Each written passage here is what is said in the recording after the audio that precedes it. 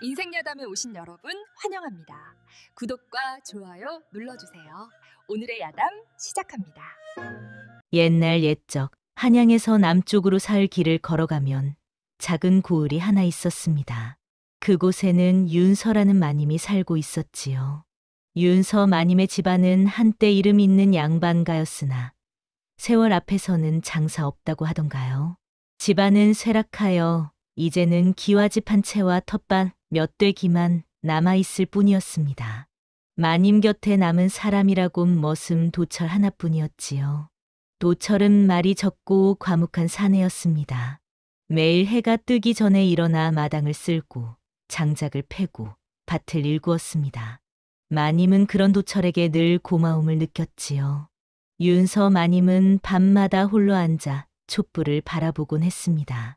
친인척들은 집안이 기울자 하나둘 떠나갔고 혼처를 구하려던 중매도 모두 끊어졌지요. 이제 서른을 바라보는 나이가 되었지만 마님의 손을 잡아줄 리는 아무도 없었습니다. 그러던 어느 날 밤 마님은 문득 생각했습니다. 이렇게 살다가 나는 그저 홀로 늙어 죽는 것일까? 창밖에서는 도철이 장작을 패는 소리가 들려왔습니다. 둔탁하고 규칙적인 그 소리가 묘하게 마님의 가슴을 두드렸지요. 도철은 비록 머슴이었지만 늠름한 어깨와 묵직한 눈빛을 가진 사내였습니다. 마님은 고개를 저으며 그런 생각을 떨쳐냈습니다. 안 돼. 신분이 다른데 어찌 그런 마음을 품을 수 있단 말인가. 하지만 마음 한구석에선 이미 작은 불씨가 타오르기 시작했습니다. 그날 밤부터 이상한 일이 벌어지기 시작했습니다. 마님의 방 창문이 저절로 열리고 촛불이 바람도 없는데 흔들렸지요. 마루 밑에서는 무언가 긁는 듯한 소리가 들려왔고 새벽녘이면 마당에 붉은 비단 조각이 떨어져 있었습니다.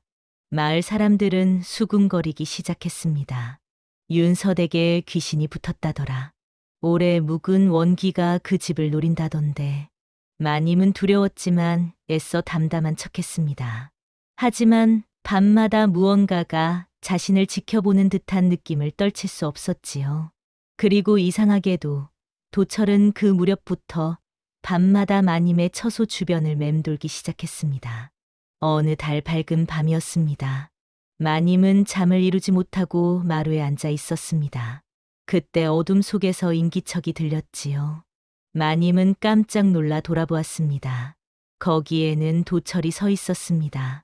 손에는 낡은 칼을 쥐고 눈빛은 날카롭게 빛나고 있었지요. 도철아, 이 밤중에 무슨 일이냐? 마님의 목소리가 떨렸습니다. 도철은 대답 대신 갑자기 마루 아래를 향해 칼을 휘둘렀습니다. 스르르. 어둠 속에서 무언가가 기어 나왔습니다. 붉은 비단을 두른 형체를 알 수 없는 그림자였지요. 마님은 비명을 지르려다 입을 막았습니다. 도철이 재빨리 부적을 꺼내 그 그림자를 향해 던졌고 그것은 비명을 지르며 사라졌습니다. 마님, 놀라셨습니까? 도철의 목소리는 침착했습니다. 도철아, 저것이 대체 무엇이었느냐? 그리고 너는 어찌하여 이런 일을 알고 있었느냐? 도철은 한참을 망설이다 입을 열었습니다. 마님을 노리는 것은 사람이 아닙니다. 그리고 그것이 노리는 것은 사실 마님이 아니라 저입니다. 마님은 도철의 말뜻을 알 수 없었습니다. 하지만 그날 밤 두 사람의 운명은 깊이 얽히기 시작했습니다. 다음 날 마님은 도철을 불러 물었습니다. 어젯밤 일에 대해 설명해 다오. 도대체 무슨 일이 벌어지고 있는 것이냐? 도철은 한참을 망설이다 입을 열었습니다. 제 과거에 얽힌 일입니다. 말씀드리기 부끄럽지만 숨길 수 없게 되었습니다. 도철은 자신의 친부가 탐욕에 눈이 멀어 여우구를 불태운 일이 있다고 했습니다. 그 일로 수많은 여우들이 죽었고 그때부터 원기가 도철의 가문을 따라다니며 복수를 한다는 것이었지요. 그렇다면 마님께서는 저를 내보내셔야 합니다. 제가 이곳에 있으면 마님께도 해가 미칠 것입니다. 하지만 윤서 마님은 고개를 저었습니다. 아니다. 내가 이 집에 남는 것이 옳다. 내가 없으면 나 또한 이 집을 지킬 수 없다. 그날 마님은 도철을 보내지 않기로 결심했습니다. 그것이 훗날 어떤 결과를 가져올지 알지 못한 제 말이지요. 며칠 후 붉은 비단귀는 다시 나타나지 않았습니다. 마님과 도철은 조심스럽게 일상으로 돌아갔습니다. 도철은 여전히 묵묵히 일을 했고 마님은 집안을 돌보았지요. 하지만 이전과 달라진 것이 있었습니다. 두 사람 사이에 묘한 긴장감이 흐르기 시작한 것입니다. 어느 날 저녁, 마님은 도철에게 저녁상을 차려주며 말했습니다. 도철아, 앞으로는 사랑채가 아니라 안채 건너방에서 머물 거라. 밤에 무슨 일이 생길지 모르니 가까이 있는 것이 좋겠다. 도철은 당황했습니다. 마님, 그것은 채통에 어긋나는 일입니다. 채통보다 목숨이 먼저다. 내 말대로 귀신이 너를 노린다면 멀리 떨어져 있을 수 없지 않느냐? 결국 도철은 건너방으로 거처를 옮겼습니다. 그날 밤부터 두 사람은 한 지붕 아래에서 서로의 숨소리를 들으며 잠을 청했습니다. 마님의 가슴은 두근거렸고 도철은 잠을 이루지 못했지요. 벽 하나를 사이에 두고 두 사람은 서로를 의식하며 밤을 지새웠습니다. 보름이 지나자 마님과 도철 사이에는 이전에 없던 친밀함이 생겨났습니다. 마님은 도철과 함께 밭을 일구고 저녁이면 함께 마루에 앉아 차를 마셨습니다. 신분의 경계가 조금씩 허물어지기 시작했지요. 어느 비 오는 날이었습니다. 도철이 장작을 패다 손을 다쳤습니다. 마님은 직접 약을 가져와 도철의 손을 감싸주었습니다. 조심해야지. 다치면 어떻게 하느냐. 마님의 손길은 부드러웠습니다. 도철은 처음으로 마님의 손을 가까이에서 보았지요.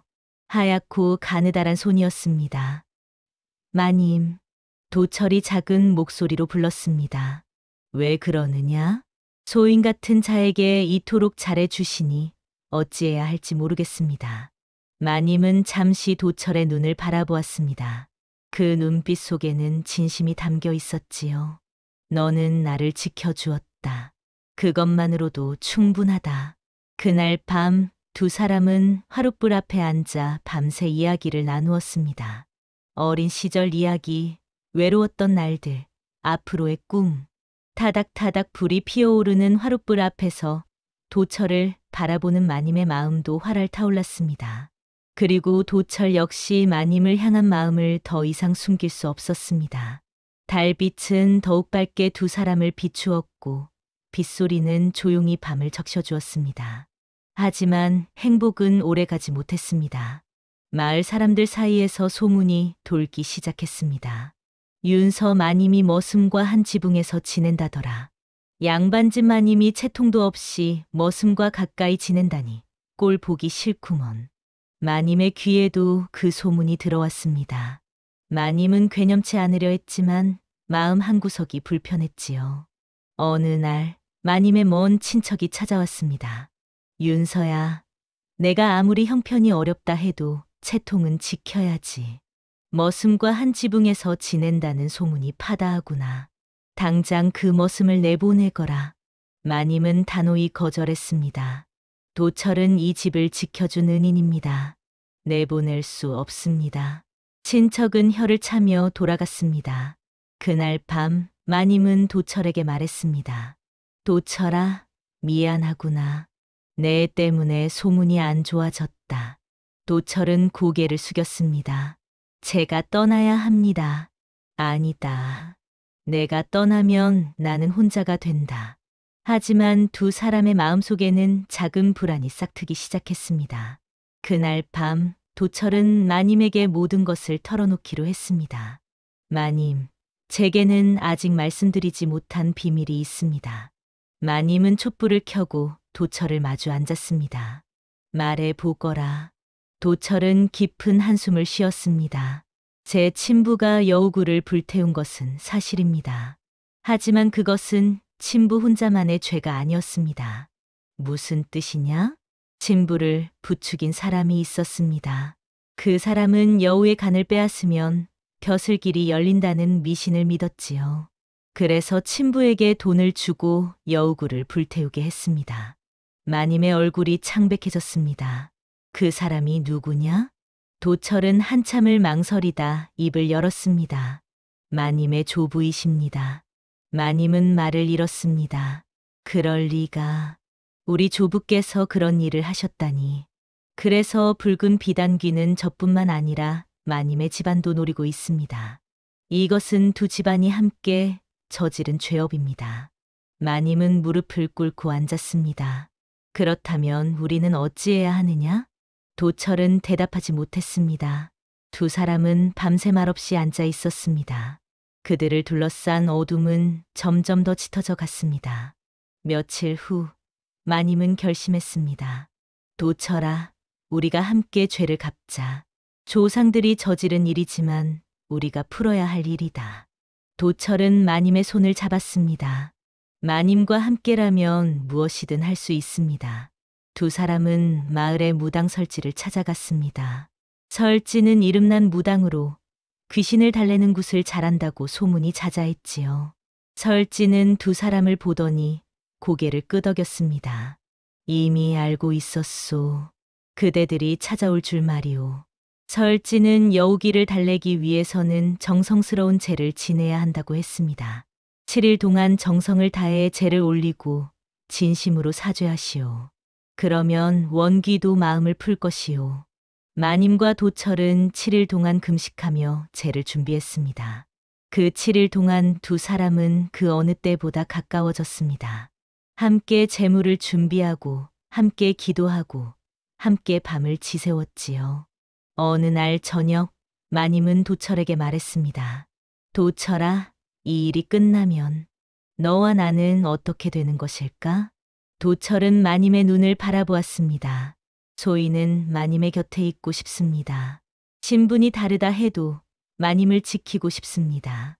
마님의 눈에 눈물이 맺혔습니다. 나도 그러하다. 너 없이는 살 수 없을 것 같구나. 그날 밤 두 사람은 서로의 손을 꼭 잡았습니다. 달빛은 더욱 밝게 두 사람을 비추었고 바람은 조용히 나무잎을 흔들었습니다. 폭풍 전야의 고요함 속에서 두 사람은 평생 함께하기로 마음속으로 약속했습니다. 드디어 7일째 밤이 되었습니다. 마님과 도철은 산속 여우굴터에 제상을 차렸습니다. 촛불을 켜고 정화수를 떠놓고 과일과 떡을 올렸지요. 설지 무당이 굿을 시작했습니다. 어화 어화 억울한 넋이여. 이승에서 풀지 못한 한을 이제 푸시고 저승으로 가시오. 장구와 징소리가 산속에 울려 퍼졌습니다. 그때였습니다.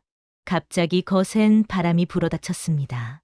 촛불이 모두 꺼지고 어둠이 사방을 뒤덮었지요.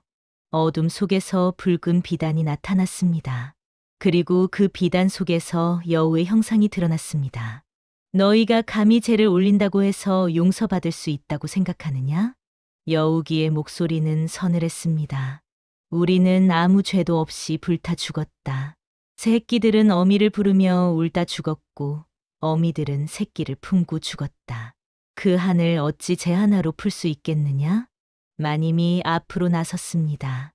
저희 조상이 저지른 죄 진심으로 사죄하옵니다. 부디 원한을 푸시고 편히 쉬소서. 하지만 여우기는 비웃었습니다. 말만으로는 부족하다. 너희 중 한 사람의 목숨을 내놓아라. 그래야 이 원한이 끝난다. 도철이 벌떡 일어섰습니다. 제 목숨을 가져가십시오. 마님은 아무 죄가 없습니다. 하지만 마님도 앞으로 나섰습니다. 아니다. 내 조상이 저지른 죄이니 내가 갚겠다. 두 사람은 서로를 밀어내며 자신을 희생하려 했습니다. 여우기는 그 모습을 보며 씁쓸하게 웃었습니다. 어리석은 인간들. 그때 설지 무당이 외쳤습니다. 잠깐, 여우 신령이시여. 한 가지 물을 것이 있소. 여우기가 설지를 바라보았습니다. 무엇이냐? 그대가 진정 바라는 것이 무엇이오? 복수요? 아니면 진실을 밝히는 것이오? 여우기는 잠시 침묵했습니다. 나는 단지 우리가 왜 죽어야 했는지 알리고 싶었을 뿐이다. 설지는 고개를 끄덕였습니다. 그렇다면 들으시오. 이 두 사람이 알아낸 진실을 말이오. 도철이 앞으로 나섰습니다. 제 친부가 여우구를 불태운 것은 단지 돈 때문이 아니었습니다. 마님의 조부가 여우의 간을 빼앗으면 벼슬길이 열린다는 미신을 믿고 친부를 부추긴 것입니다. 마님이 이어서 말했습니다. 저희 조부는 그 간으로 약을 만들어 임금께 바치려 했습니다. 하지만 그 일이 들통나자 모든 죄를 도철의 친부에게 뒤집어 씌웠습니다. 여우기의 눈빛이 흔들렸습니다. 그래서 그 사람은 죄인으로 몰려 죽었고 진실은 묻혔습니다. 하지만 저희는 이제 진실을 알았습니다. 그리고 세상에 알리겠습니다. 마님이 무릎을 꿇었습니다. 부디 용서하소서. 저희 조상이 저지른 탐욕의 죄를 저희가 평생 짊어지고 가겠습니다.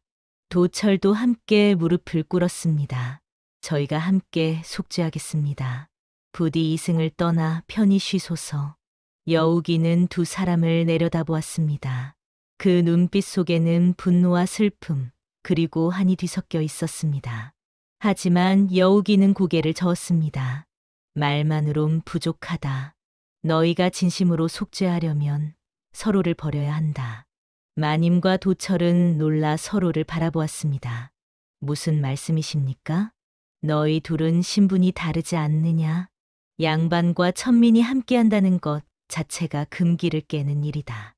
그 금기를 깨면서까지 함께하려는 탐욕이 너희 조상의 탐욕과 다를 바 없다. 여우기의 말에 두 사람은 할 말을 잃었습니다. 서로를 포기하고 각자의 자리로 돌아가라. 그것이 진정한 속죄의 시작이다. 도철이 떨리는 목소리로 말했습니다. 그럴 수 없습니다. 저는 마님을 지키겠다고 맹세했습니다. 그 맹세가 바로 탐욕이다. 내 분수를 넘어서려는 욕심 말이다. 마님이 눈물을 흘리며 말했습니다. 우리가 서로를 사랑하는 것이 죄입니까?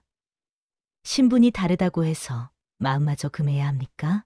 그것이 이 세상의 이치다. 너희가 그 이치를 거스르면 또 다른 재앙이 찾아올 것이다. 여우기는 그렇게 말하고 사라져 버렸습니다. 두 사람은 멍하니 서 있었습니다. 그들 사이에는 깊은 침묵이 흘렀습니다. 설지 무당이 안타까운 표정으로 말했습니다. 돌아가시오. 오늘은 여기까지가 한계요. 다음 날 마을에 낯선 사내가 나타났습니다. 그는 자신을 박진사라고 소개했습니다. 마님의 먼 친척이라고 했지요. 윤서야, 들었다. 내가 머슴과 가까이 지낸다지? 박진사의 목소리는 차갑고 날카로웠습니다. 제 일은 제가 알아서 하겠습니다. 내 조상님께서 쌓아온 가문의 명예를 내가 이렇게 더럽힐 작정이냐? 양반집 마님이 천한 머슴과 한방에서 지낸다는 소문이 온 마을에 퍼졌다. 마님은 입술을 깨물었습니다.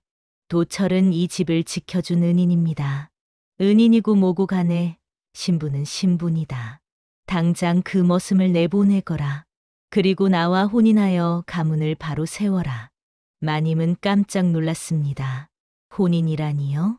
나는 오래전부터 너를 탐해왔다. 내 집안이 망해가는 것을 보고 기다렸지. 이제 너에게는 선택권이 없다. 나와 혼인하든지 아니면 이 집을 내놓고 떠나든지. 박진사는 마님의 집에 큰 빚이 있다는 문서를 내밀었습니다. 그것은 마님의 조부가 생전에 박진사의 부친에게 진 빚이었지요. 이 빚을 갚을 수 없으면 이 집은 내 것이다. 마님은 절망했습니다. 박진사는 그날부터 매일같이 마님의 집에 찾아왔습니다. 생각해 보았느냐? 나와 혼인하면 빚도 없애주고 내 가문의 명예도 되살려주겠다. 하지만 마님은 고개를 저었습니다.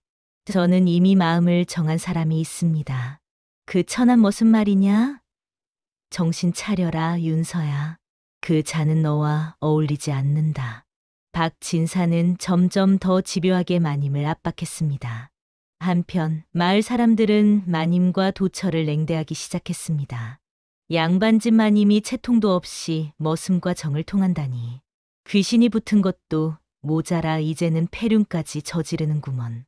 장에 가면 사람들은 수근거리며 마님을 피했고 물건을 팔아도 제값을 받지 못했습니다. 도철은 그런 마님을 지켜보며 가슴이 찢어졌습니다. 마님, 제가 떠나는 것이 맞습니다. 제 때문에 마님께서 이런 고초를 겪으십니다. 아니다. 너를 보내면 나는 더 이상 버틸 수 없다. 그러던 어느 날 밤, 박진사가 부하들을 이끌고 쳐들어왔습니다. 오늘로 기한이 끝났다. 빚을 갚든지 혼인을 약속하든지 둘 중 하나를 선택하라.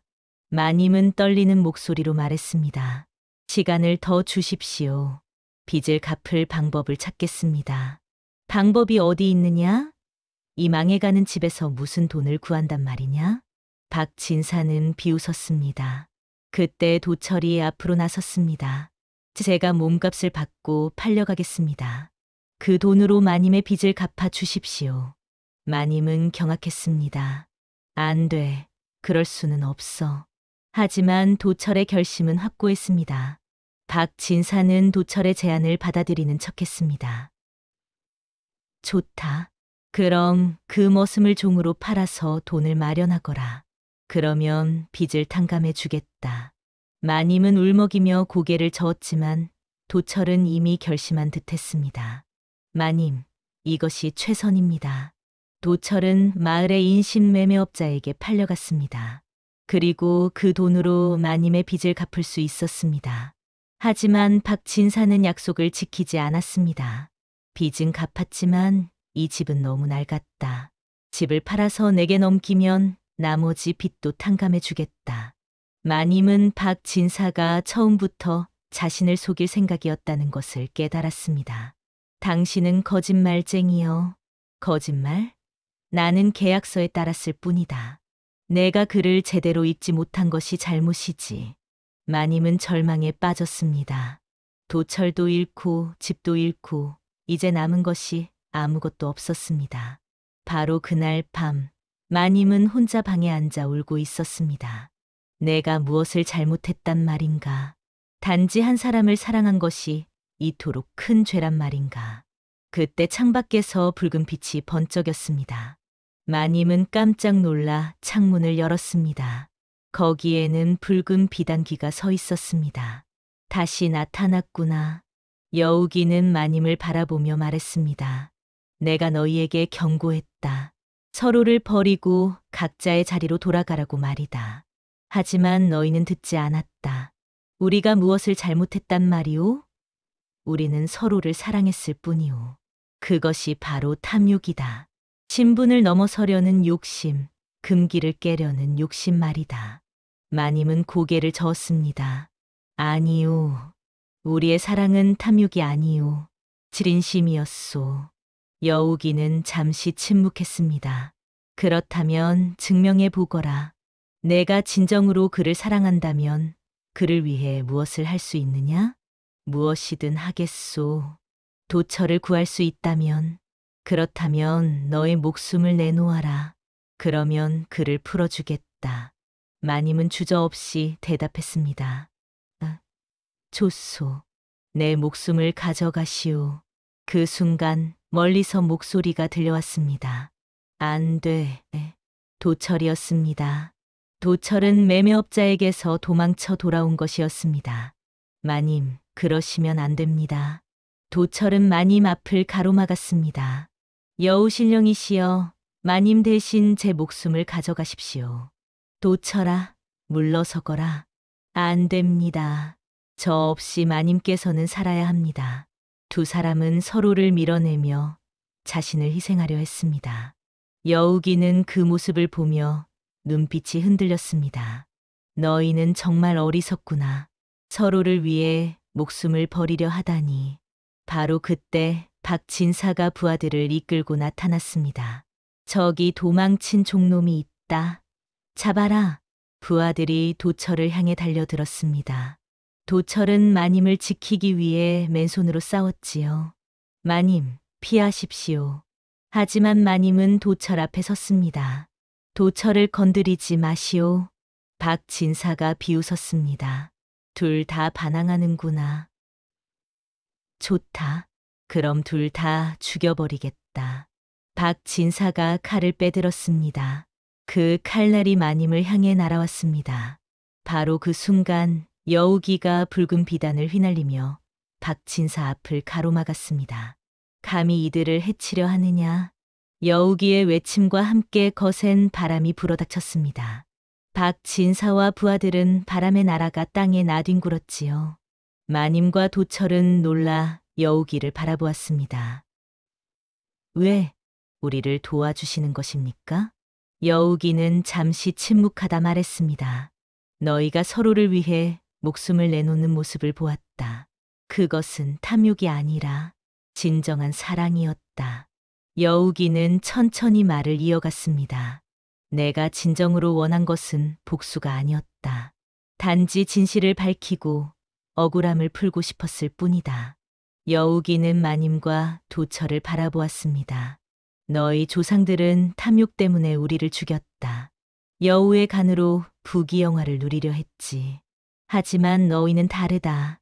너희는 서로를 위해 자신을 희생하려 했다. 도철이 무릎을 꿇었습니다. 저희 조상이 저지른 죄 다시 한번 사죄드립니다. 마님도 함께 무릎을 꿇었습니다. 부디 용서해 주시옵소서. 여우기는 한숨을 쉬었습니다. 너희의 진심을 보았다. 이제 나는 원한을 풀겠다. 여우기는 붉은 비단을 휘날리며 하늘을 향해 외쳤습니다. 이승의 한을 이제 풀었으니 저승으로 돌아가겠노라. 그 순간 산속에서 수많은 여우의 영혼들이 나타났습니다. 그들은 모두 붉은 비단에 쌓여 있었지요. 어미, 새끼야. 여우들은 서로를 부르며 재회의 눈물을 흘렸습니다. 그리고 하나둘씩 빛이 되어 하늘로 올라갔습니다. 마지막까지 남아있던 여우기가 마님과 도철에게 말했습니다. 너희의 사랑을 축복한다. 신분이 다르다 해도 진심으로 사랑한다면 그것이 바로 진정한 사랑이다. 감사합니다. 하지만 세상은 아직 너희를 인정하지 않을 것이다. 많은 시련이 기다리고 있을 것이다. 도철이 고개를 끄덕였습니다. 그래도 괜찮습니다. 마님과 함께라면 어떤 시련도 이겨낼 수 있습니다. 마님도 도철의 손을 꼭 잡았습니다. 우리가 함께 이겨내겠습니다. 여우기는 미소 지었습니다. 그래, 그 의지를 잃지 마라. 그리고 기억하거라. 진정한 사랑은 탐욕이 아니라 희생이라는 것을 말이다. 여우기는 그렇게 말하고 빛이 되어 사라졌습니다. 산속에는 고요한 평화가 찾아왔습니다. 다음 날 박진사는 마을 사람들 앞에서 재판을 받게 되었습니다. 설지 무당이 여우기에게서 들은 진실을 모두 밝혔기 때문이지요. 박진사의 부친이 윤서댁 조부와 함께 여우구를 불태워 수많은 생명을 죽였고 그 죄를 도철의 친부에게 뒤집어 씌웠습니다. 마을 사람들은 경악했습니다. 또한 박진사는 거짓 문서를 만들어 윤서 마님을 협박했고 도철을 불법으로 팔아넘기려 했습니다. 박진사는 발버둥 쳤습니다. 거짓말이다. 증거가 어디 있느냐? 그때 도철이 품에서 문서를 꺼냈습니다. 이것이 증거입니다. 박진사가 위조한 빈문서와 진짜 문서입니다. 도철은 매매업자의 집에서 도망칠 때 박진사의 서재에 들러 증거를 확보해 두었던 것입니다. 마을의 원님이 문서를 살펴보더니 고개를 끄덕였습니다. 명백한 위조다. 박진사, 너는 사기죄와 협박죄로 관가에 끌려가야 한다. 박진사는 포졸들에게 끌려갔습니다. 이것은 억울하다. 나를 풀어라. 하지만 아무도 그의 말을 듣지 않았습니다. 마을 사람들은 마님과 도철에게 사과했습니다. 윤서마님, 저희가 잘못 알았습니다. 용서해 주십시오. 마님은 고개를 끄덕였습니다. 괜찮습니다. 진실이 밝혀진 것만으로도 감사합니다. 도철의 친부에게 뒤집어 씌워졌던 억울한 누명도 벗겨졌습니다. 마을 사람들은 도철의 친부를 위한 제를 올려주었지요. 마침내 모든 진실이 밝혀지고 억울한 원한들이 풀렸습니다. 그로부터 한 달 후 마님과 도철은 작은 혼례를 올렸습니다. 마을 사람들이 모두 모여 축하해 주었지요. 양반과 천민의 혼인이라니 전례 없는 일이지만 저 두 사람의 진심을 보았으니 축복해줘야지. 그래, 신분보다 중요한 것은 마음이지. 마님은 소박한 홀레복을 입고 도철은 깨끗이 빨래한 옷을 입었습니다. 두 사람은 서로를 바라보며 미소 지었지요. 혼례가 끝난 후 두 사람은 산책을 나갔습니다. 달빛이 밝게 비추는 길을 걸으며 마님이 말했습니다. 도철아, 우리가 여기까지 오기 참 힘들었구나. 그렇습니다, 마님. 하지만 마님과 함께여서 이겨낼 수 있었습니다. 이제는 마님이라 부르지 말 거라. 우리는 부부가 아니냐. 도철은 수줍게 웃었습니다. 그럼. 부인.